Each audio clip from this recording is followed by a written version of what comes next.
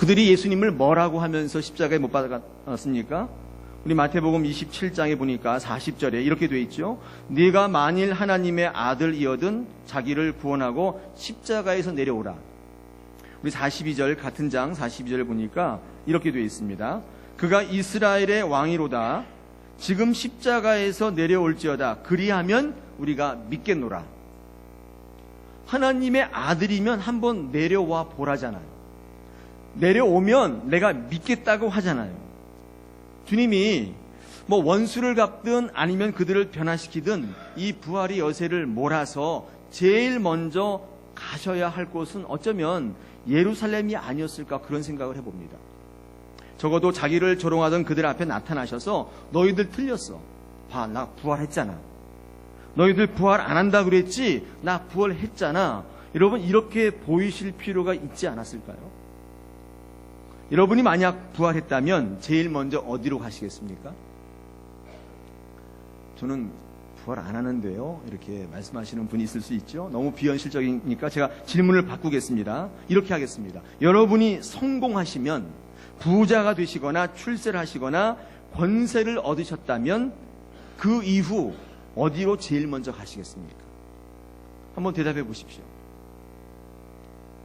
뭐 사람마다 다를 수 있겠지만 아마도 나를 조롱하던 사람들 앞에 가지 않겠습니까? 나를 업신 여기던 사람, 너는 할 수 없어, 너는 안 돼, 너 같은 놈이 뭘 할 수 있다고 그래, 이렇게 비웃고 조롱하던 사람들 앞에 보란듯이 나타나셔서 나 이런 사람이야, 내가 얼마나 대단한 줄 알아? 너희가 나를 무시했지만 난 이렇게 보란듯이 성공했어. 여러분 이렇게 증명해 보이고 여러분을 드러내 보이고 싶지 않으셨겠어요? 우리는 부활의 능력을 가지고 부활의 영광을 가지고 세상으로 나가기를 원합니다. 사실 그래요. 오해를 풀고 내가 이런 사람이라는 것을 증명해 보이고 내가 옳았다는 것을 많은 사람들 앞에 드러내 보이기를 원하는 속성이 있어요. 그런데 주님은 우리의 예상을 깨고 갈릴리로 가고 계십니다. 거기는 촌동네예요. 아무도 있지 않아요. 예루살렘으로 가지 않습니다. 차라리 로마로 가는 게 나을 텐데 주님은 부활하신 이후에 우리의 모든 생각을 뒤엎어버리고 갈릴리로 가고 계십니다. 오늘 성경 본문 7절과 10절에 보니까 주님이 갈릴리로 가라고 계속적으로 강조하고 계시죠. 여러분 한번 성경을 한번 펴보십시오. 오늘 본문 7절입니다. 7절에 이렇게 되어 있습니다. 또 빨리 가서 그의 제자들에게 이르되 그가 죽은 자 가운데서 살아나셨고 너희보다 먼저 갈릴리로 가시나니 거기서 너희가 배우리라 하라. 보라 내가 너희에게 일렀느니라 하거늘. 그럼 지금 어디로 가고 계신다고요? 갈릴리로 가고 계신다. 그렇게 성경은 설명하고 있죠. 또 10절을 한번 보십시오. 10절에 뭐라고 되어 있습니까? 이에 예수께서 이르시되 무서워하지 말라. 가서 내 형제들에게 갈릴리로 가라 하라. 지금 부활하신 예수 그리스도께서 제자들에게 어디로 가라고 하냐면 갈릴리로 또 가라고 하시는 거예요. 오늘 읽은 본문은 아니지만 여러분 16절을 한번 보십시오. 16절에도 11제자가 갈릴리에 가서 예수께서 지시한 산에 이르렀다. 여러분 제자들이 어디로 가고 있습니까? 갈릴리로 가고 있다는 거예요. 뿐만 아니라 성경을 좀 주의 깊게 읽어보시면 주님은 이미 십자가에 못 박히시기 전날 마지막 전날 밤에 부활 이후에 갈릴리로 갈 것을 예고하고 계십니다. 마태복음 26장 32절입니다. 한번 펴봐서 확인해 보시길 바랍니다. 펴서 확인하십시오. 마태복음 26장 32절에 이렇게 말씀하죠. 그러나 내가 살아난 후에 너희보다 먼저 갈릴리로 가리라. 마태복음 26장 32절입니다. 주님은 이미 십자가에 못 박히시기도 전에 내가 부활하고 난다면 갈릴리로 갈 것이다. 이렇게 예고하고 있습니다. 많은 부분에서 주님은 갈릴리를 언급하시면서 내가 갈릴리로 가리라. 너희는 나를 만나고자 갈릴리로 와라. 그렇게 성경은 증거하고 있는 것입니다. 자, 주님은요, 왜 이토록 갈릴리에 집착하고 있는 것일까요? 부활 이후에 어디로 가는가가 그렇게 중요한 문제입니까? 왜 주님은 계속 갈릴리로 가라, 왜 갈릴리로 가라고 그렇게 강조하고 있습니까? 도대체 갈릴리가 어떤 곳이길래 이렇게 갈릴리에 집착하고 있는 것일까요? 여러분, 갈릴리는요, 단순한 한 지역의 이름이기는 하지만 그 속 의미는 지명이 아닙니다. 오늘 부활한 예수 그리스도께서 많은 이 땅의 제자들에게 갈릴리로 가라 명령하시는 그 갈릴리는 한 지역의 이름이 아닙니다. 저는 이 갈릴리를 교회로 봅니다. 부활하신 예수 그리스도께서 우리를 향하여 교회로 가라, 그런 뜻입니다. 갈릴리로 가라는 의미는 교회로 가라는 의미로 우리가 해석해 볼 수 있습니다. 다시 말해서 부활한 주님은 우리에게 지금 어디로 가라고 명령하고 계시는 거예요? 교회로 가라, 그렇게 명령하고 있는 것입니다. 자, 왜 갈릴리가 교회인가? 제가 이제부터 그 내용을 좀 설명하실 텐데, 여러분 이 갈릴리로 가라고 하는 이 명령을 여러분의 마음속에 받는 명령으로 받으시길 바랍니다. 이 갈릴리는 단순히 한 지역이 아니라 오늘 부활한 예수 그리스도께서 그 이후의 삶을 사는 많은 성도들에게 너희가 부활을 체험했느냐? 경험했느냐? 그 부활의 예수의 능력을 알고 있느냐? 그렇다면 부활의 완성은 교회로 가야 된다. 구약에 이스라엘이라고 하는 이름이 나오지 않습니까? 여러분, 이스라엘이라고 하는 이름은 이 국가의 이름이죠. 여러분, 그런데 이스라엘의 이름의 뜻이 뭐냐면 하나님께서 통치하신다, 그런 뜻입니다. 그렇죠? 그래서 하나님이 통치하시는 백성, 하나님이 통치하시는 나라, 여러분 이것을 통칭적으로 이스라엘이라 그렇게 표현합니다. 야곱이 약복강가에서 하나님과 씨름하여 하나님을 만나지 않습니까? 여러분 그때에 하나님을 만난 야곱의 이름이 뭐로 바뀌어요? 이스라엘이라. 이스라엘이라고 바뀝니다. 하나님을 만난, 하나님이 통치하는 백성을 이스라엘이라고 구약 성경은 통칭합니다. 신명기 6장 4절에 쉐마를 얘기할 때 이스라엘아 들으라 할 때 이스라엘은 이스라엘 백성들을 의미하는 것이죠. 이스라엘 백성들아 들으라, 그런 뜻입니다. 이처럼 구약 시대에는 하나님의 백성이 하나님을 만나고 하나님이 통치하심을 받는 백성을 이스라엘로 표현했고, 여러분 이스라엘의 백성은 국가의 형태로 나타났습니다. 그런데 신약 시대에는요, 하나님의 백성이 어떻게 나타나는가 하면 하나님을 만난 이 하나님의 백성들은 그리스도의 몸으로 나타납니다. 그래서 교회라고 하는 이름을 주셔요. 구약은 이스라엘이라는 이름을 주셨지만 여러분 신약 시대에 하나님을 만난 백성들은요, 교회라고 하는 이름을 주시는 거예요. 우리가 신약 성경을 읽다 보면 두 가지의 강조점이 있는데 그 첫째가 십자가요, 둘째가 교회입니다. 여러분 한국 교회는 십자가를 굉장히 많이 강조하죠. 그래서 이 십자가가 어떤 의미인지, 어떠한 삶을 살아가야 되는지, 십자가에 나타난 하나님의 의의가 뭔지를 잘 설명하고 있습니다. 그런데 반면 십자가를 강조하고 있지만 때때로 이 교회를 놓칠 때가 많이 있습니다. 교회에서의 삶을 중요하게 여기지 않는 경향이 있어요. 예수님이 십자가를 지는 것을 제자들은 싫어했습니다. 정말 당신이 하나님의 아들이거든 한번 내려와 보시오. 왜 거기 있습니까? 내려와서 저 악한 사람들을 다 물리치십시오. 제자들의 속마음은 사실 그랬다고요. 이해하지 못했습니다. 제자들이 왜 예수님이 십자가에 못 박혀 있는지를 사실 이해하지 못했어요. 마찬가지로 부활하신 예수님을 만나고도 이 생각에는 여전히 변함없었습니다. 주님을 보면서 그런 생각을 했던 거죠. 주님이 부활하셨다면 그 부활의 능력을 가지고 세상을 향하여 나가서 부활의 예수님을 증거하고 이 모든 세상의 잘못된 악을 뒤엎고 다시 다 회복시키시고 이 땅을 완전히 개선하시고 고치시기를 원했습니다. 여러분 이것이 예수 그리스도의 제자들의 생각이었습니다. 그런데 주님은 달랐어요. 주님은 예루살렘으로 가지 않았다고요. 예루살렘으로 가야 개혁하죠.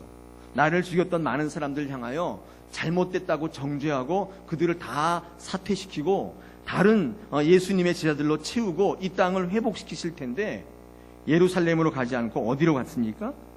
갈릴리로 갔다는 거예요. 오히려 갈릴리로 갔습니다. 많은 사람들이 이것을 이해하지 못해요. 왜 갈릴리로 갔는가? 여러분 갈릴리는 어떤 곳입니까? 예수님의 삶과 애환이 있는 곳, 그리스도의 신성이 살아있고 그 말씀들이 기억되고 있는 그곳, 바로 교회입니다. 여러분 이 지구상의 어느 곳에 예수님의 삶의 애환이 있습니까? 예수님의 말씀이 살아있습니까? 예수 그리스도의 신성이 어디에 살아있습니까? 어디에 충만해요?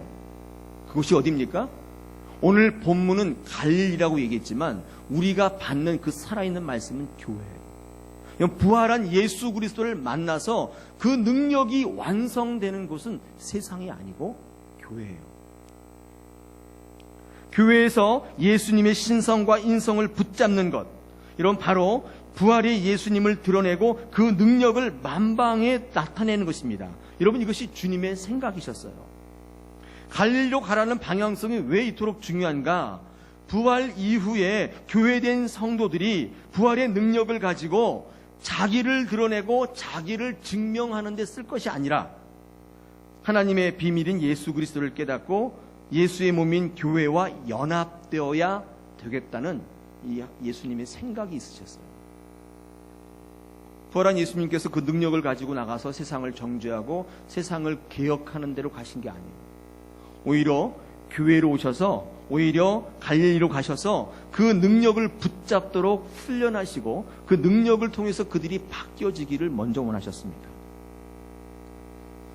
이런 부활 이후에 교회로 연합되기를 원하시는 주님의 생각이 이 갈릴리라고 하는 단어로 잘 나타나 있습니다. 이후에 부활 시대 이후의 삶을 살아간 우리 자신이, 교회가 내가 지금 제대로 된 신앙을 갖고 있는가 점검하는 중요한 요소로, 여러분, 교회에 있는가 없는가 이 기준을 잊어서는 안 됩니다. 많은 사람들이 부활의 능력을 경험하지 않습니까? 그런데 그 부활의 능력, 예수 그리스도를 만난 능력을 가지고 여러분 어떤 유익을 얻기를 원하십니까? 세상에 나가서 내가 예수 믿고 잘 되었다는 것을 드러내고 증명하기를 원하십니까? 아니라는 거예요. 부활의 완성은 오히려 예수 그리스도의 신성을 붙잡고 그 충만한 가운데에 교회와 연합되어 하나님 앞에 온전히 서 나가는 것을 주님은 원하신다.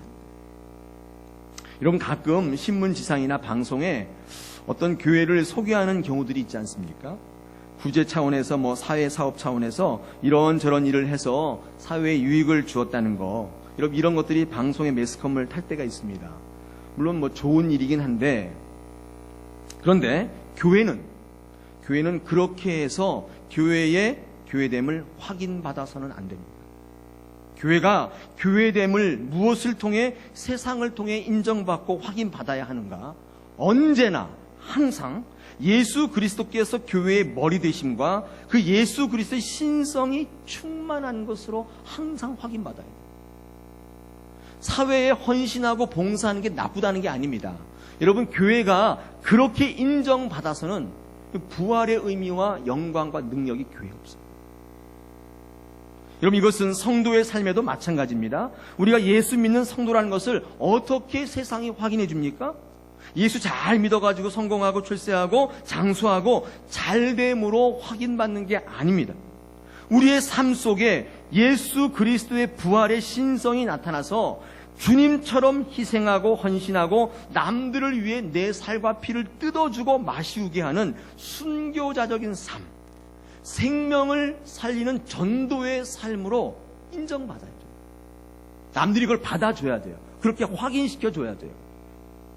아, 저 사람은 예수 믿어서 성공했어. 저 사람은 예수 믿어서 참 복받았어. 여러분, 그것으로 여러분이 교인됨을 확인받아서는 안 돼요. 여러분, 그것은 갈릴리의 삶이 아닙니다. 그것은 예루살렘의 삶이고 로마로 가는 거예요. 부활한 예수 그리스도는 갈릴리로 가셨습니다. 그리고 이 시대에 성경을 읽는 많은 사람들에게 너희도 갈릴리로 가라 명령하고 계시는 것입니다. 오늘 이 시간에 갈릴리로 가라는 의미를 좀 이해하시기를 축원합니다. 왜 갈릴리가 교회의 삶인가? 왜 교회가 갈릴리의 삶이 되어야 하는가? 구체적인 삶의 자리에서 여러분 이 사실이 만나져야 할 줄 믿습니다.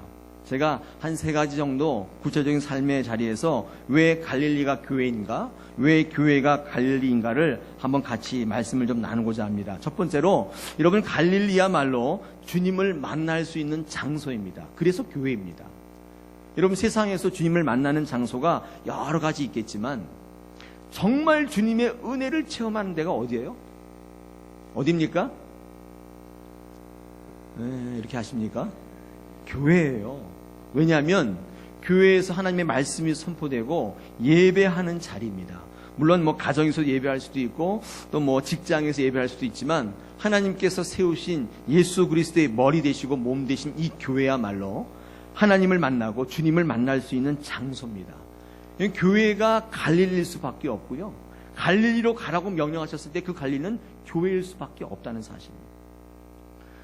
우리의 모든 봉사와 섬김의 시작은 사실요, 이 교회에서 주는 은혜로부터 시작됩니다. 은혜가 없는 봉사와 또 섬김은요, 굉장히 공허합니다. 그리고 오래 못 갑니다.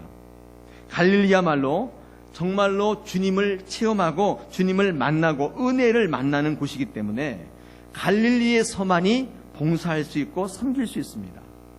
여러분, 그럴 때에 이 은혜가 충만할 때에 주님은 우리를 찾아오시지 않습니까? 여러분, 교회에서 마당을 쓰시면서 주님을 만나본 적 있습니까? 찬양대에서 찬양하면서 주님을 만납니까? 험한 일, 교회에서 설거지 하시면서 식당 봉사하면서 하나님을 만날 수 있다면 여러분, 그곳에 은혜가 있기 때문에, 은혜가 없으면 만날 수가 없어요. 얼마나 짜증나는지 몰라요. 교회에서 봉사하는 게 얼마나 화가 나는지 몰라요.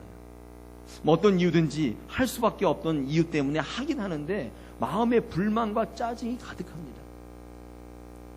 은혜가 넘치면 어떻게 해요? 봉사할 수 있습니다. 사역할 수 있는 것입니다.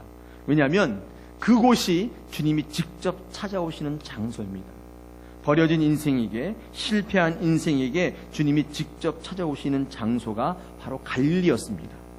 여러분, 성경을 한번 보십시오. 갈릴리 게네사렛 호숫가에서 밤이 맞도록 그물질했지만 한 마리도 잡지 못했던 베드로를 만나주시고 용기를 주셨던 장소가 어디예요? 갈릴리라고. 남들은 죄인 취급하면서 아무도 친구 되어주지 않고 인간 취급하지 않았던 마태를 불렀던 장소도 갈릴리예요. 정말 별 볼 일 없고 부족할 때 주님 친히 찾아오셔서 제자를 삼아주신 곳이 전부 은혜가 넘치는 갈릴리였다. 예루살렘이 아닙니다. 그곳이 교회입니다. 교회여야 합니다. 부활하신 주님이 왜 갈릴리로 가라 하셨는가? 부활은 반드시 교회와 연합되고 연결되어야 완성돼요. 그렇기 때문에 갈릴리로 가라고 합니다. 여러분, 갈릴리로 가고 계십니까? 중요한 사실이에요. 두 번째, 왜 갈릴리가 교회인가? 왜 교회가 갈릴리인가? 두 번째입니다. 여러분, 갈릴리야말로 기적이 나타나는 장소였습니다. 그렇죠? 여러분, 모든 기적은 갈릴리에서밖에는 안 나타나요. 예루살렘으로 딱 들어오시는 순간부터 주님의 모든 기적은 사라져버려요. 참 신기하게도 단 한 건의 기적도 없어요. 그냥 침을 뱉으시면 침 뱉음을 당하시고, 때리면 맞고요, 욕을 하면 욕을 다 당하시고, 그 모든 수모와 정말 그 힘든 것들을 다 온몸에 겪으시지 한 번도 기적을 쓰지 않으셨어요. 갈릴리야말로 기적이 나타났던 장소입니다. 내 문제가 해결되는 장소이기도 합니다. 주님의 능력을 만나는 장소이죠. 우리가 교회 생활을 하다 보면 제자 삼는 사역, 생명을 살리는 사역이 결코 쉽지 않습니다. 내가 하는 것처럼 다 이렇게 쉬워 보이고 또 다 되는 것처럼 보이지만 결코 내가 할 수 있는 게 아니라는 사실을 교회에서 일을 해보신 분들은 깨닫게 됩니다. 여러분, 그럴 때 어떻게 해요? 능력의 한계를 느끼지 않습니까? 어떻게 합니까? 그때? 포기합니까? 그렇지 않습니다. 어떻게 해야 돼요? 교회에서 사역할 때 내 한계를 체험할 때 어떻게 합니까? 밖에 나가서 사는데 내 한계를 체험하고 이제는 도대체 내가 어떻게 해볼 수 없다, 그런 상황에 막닥뜨리게 되면 어떻게 합니까? 포기해야 됩니까? 아니에요. 문둥병자를 고치시고 중풍병자를 일으키시고 귀신을 쫓아내시고 풍랑까지도 잔잔케 하시는 그분의 능력이 있잖아요. 의지하셔야 돼요. 여러분, 그 능력을 만나는 데가 어디예요? 예루살렘이에요? 갈릴리예요. 갈릴리로 가셔야 돼요. 여러분, 부활 사건은 부활 그 이후에 교회의 능력과 연결될 때 정말 부활이 돼요. 왜 주님은 그 갈릴리에 그렇게 집착하셨는가? 바로 이런 사실들 때문입니다. 세 번째입니다. 왜 갈릴리가 교회인가? 갈릴리는 제자들이 태어나고 자란 삶의 장소였기 때문입니다. 주님의 사명은 나의 삶의 자리로부터 시작하라고 하는 주님의 엄한 명령이 여기 들어있습니다. 부활한 예수 그리스도의 영성은요, 어디서부터 시작되었냐면 나의 삶의 자리입니다. 갈릴리는 예수님과 제자들이 함께 삶을 살았던 곳이죠. 예수님의 고향이기도 하고 제자들의 고향이기도 합니다. 그곳은 누구보다도 많은 사람들이 주님을 알고 있었고 제자들을 알고 있는 장소입니다. 가족이 있습니다. 친척이 있어요. 친구들이 있는 삶의 장소라고요. 많은 분들이 이렇게 얘기합니다. 믿음이 눈에 보이지 않는다고 말씀하지만 제가 생각할 때 그렇지 않습니다. 믿음은 눈에 보여요. 여러분도 알고 있습니다. 여러분 주변에 어떤 사람들을 보실 때 누가 정말 진실한 믿음의 소유자인지 여러분 알고 계세요. 정말 누가 보든지 안 보든지 정말 주님을 위해서 열심히 일하시고 헌신하시고 신앙생활하는 분이 누구인지 그냥 말만 크리스찬인지 알고 있어요. 다만 말씀 안 할 뿐이에요. 어떻게 알 수 있습니까? 어떻게 알 수 있어요? 함께 지내다 보니까 눈에 보여요. 저만 보이는 게 아니라 다 보여요. 그죠? 김동호 목사가 어떤 사람인지 다 보인다고요. 말을 안 하실 뿐이에요. 중요한 것은 여러분들께서 주변에 많은 교회들에 대해서 성도들에 대해서 저 사람은 정말 진실한 믿음의 소유자야. 저 교회는 아직 멀었어. 이렇게 평가하신다면 다른 사람들도 여러분의 믿음을 보고 있다는 사실을 잊어서는 안 돼요. 우리의 삶의 현장에서 우리 믿음을 숨길 수가 없어요. 아무리 교회 와서 그럴듯하게 지금처럼 앉아 계셔도 숨길 수가 없어요. 어디 가면 내 삶의 자리에 가면 숨길 수가 없습니다. 우리 믿음의 참된 증거는 6일간 가정과 일터에서 더불어 살아가는 이웃에 의해서 드러나게 되어 있어요. 여러분 얼마나 베풀며 얼마나 나누며 살고 계십니까? 정말 갈릴리로 가라고 하는 주님의 명령을 여러분 삶 가운데 어떻게 실행하며 살고 계십니까? 예수 믿지 않는 사람보다 더하게 살고 계십니까? 더 세상적으로 돈, 출세, 건강 여러분 이런 거 추구하며 살고 계십니까? 그렇다면 여러분 지금 예루살렘으로 가고 있는 거예요. 갈릴리로 가라고 주님은 우리에게 말씀하고 있습니다. 왜 부활한 예수님은 우리를 향하여 갈릴리로 가라 했을까? 우리의 삶의 자리에서 부활의 능력을 드러내는 것이야말로 부활을 조롱하고 비아냥되는 세상에 대하여 부활한 예수를 증거하는 일이 될 것임을 아셨기 때문이에요. 제가 어떤 책을 하나 봤는데 그들은 왜 교회를 떠났을까라는 책입니다.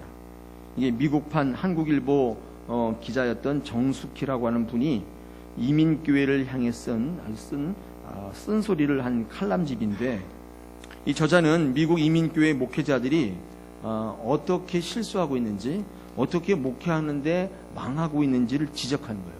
그러니까 많은 이민 목회자들의 공공의 적이 바로 이 사람이라고 그래요. 1998년부터 2007년까지 10년간 한국교회 5점을 이민교회 5점을 신랄하게 밝혀내는 칼럼을 미국판 한국일보에다 계속 실어서 연재를 했습니다.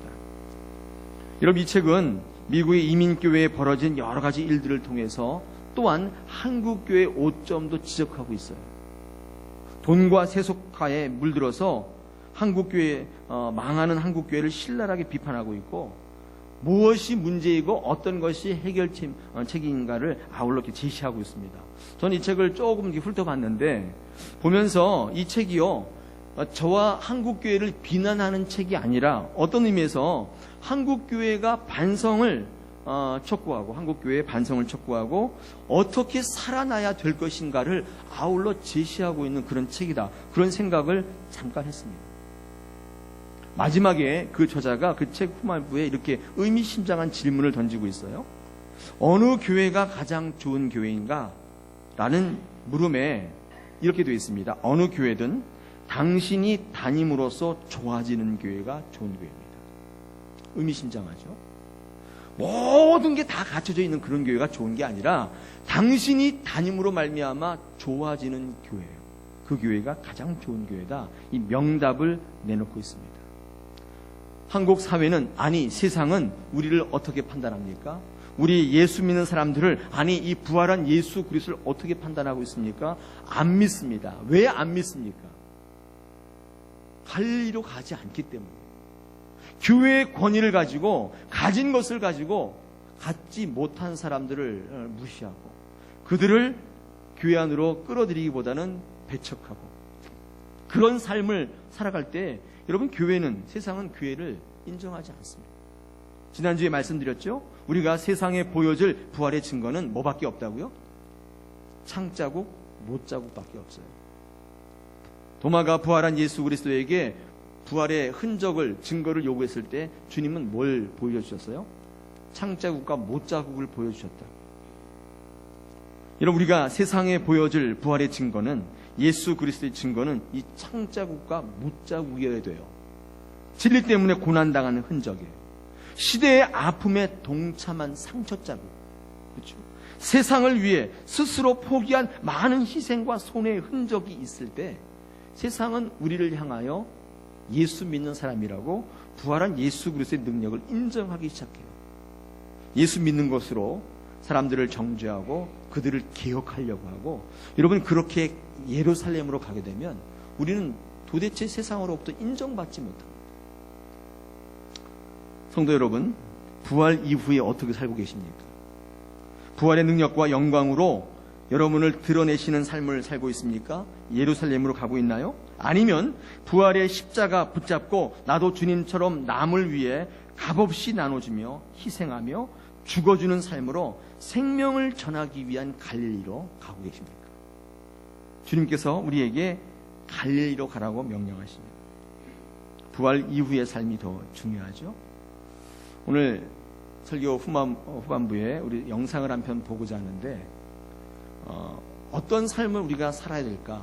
정말 우리가 베풀며 그들에게 헌신할 때에 어떤 결과가 일어날까? 우리 그리스도인의 삶을 보여주는 아주 감동적인 영상을 한 편 보고 설교를 마무리할까 합니다. 여러분, 갈릴리로 가십시다. 우리 영상을 한번 보겠습니다.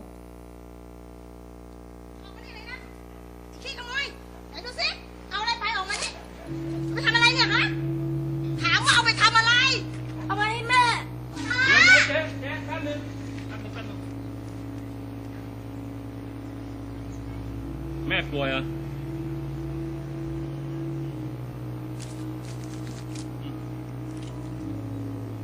Giờทำอย่างนี้อีกนะ Muối, cao lẩu.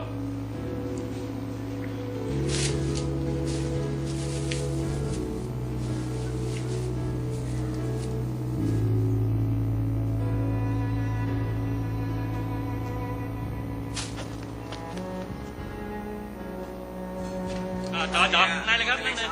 ป๊า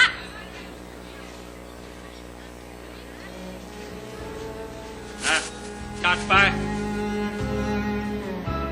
สั่งมาเร็วต่ออะไร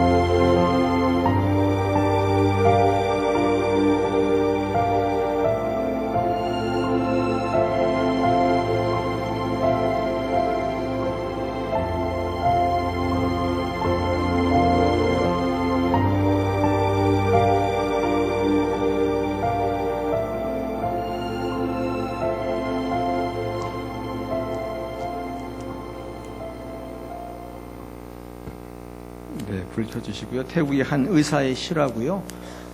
저분은 예수를 믿는 분인지는 잘 모르겠지만 실천하는 삶 또 그 삶을 통해서 생명을 살리는 귀한 예화로 많은 교회에 이렇게 상용되고 있습니다. 여러분 어떠십니까? 어떤 삶을 사시는 걸까요? 어떻게 우리가 예수 그리스도의 부활의 능력을 드러내야 되겠습니까? 우리는 교회 안에서 우리 예수 그리스도를 만나는 것을 통해서 우리의 삶의 자리에 주님을 드러내는 귀한 삶으로 부활을 완성해야 될 책임이 있습니다.